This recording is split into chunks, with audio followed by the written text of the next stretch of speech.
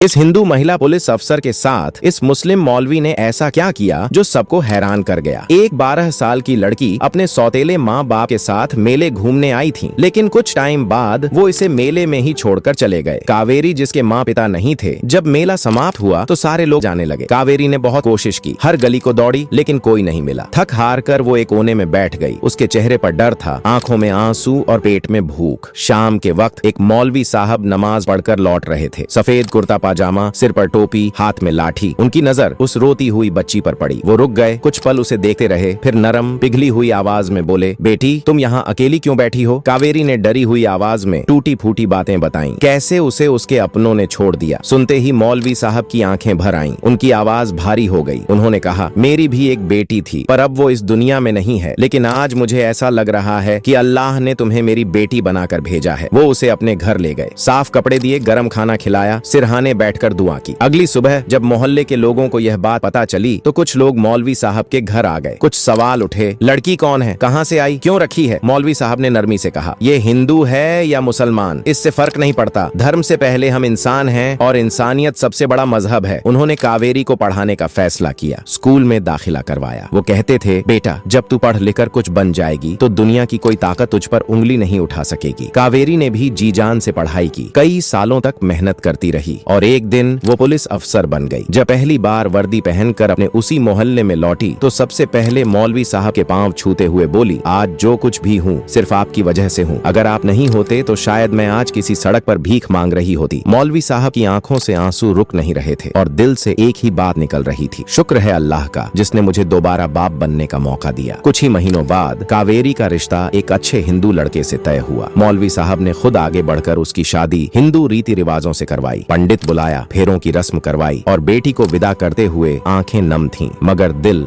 गर्व से भरा था। क्या रिश्ते खून से बनते हैं या दिल से?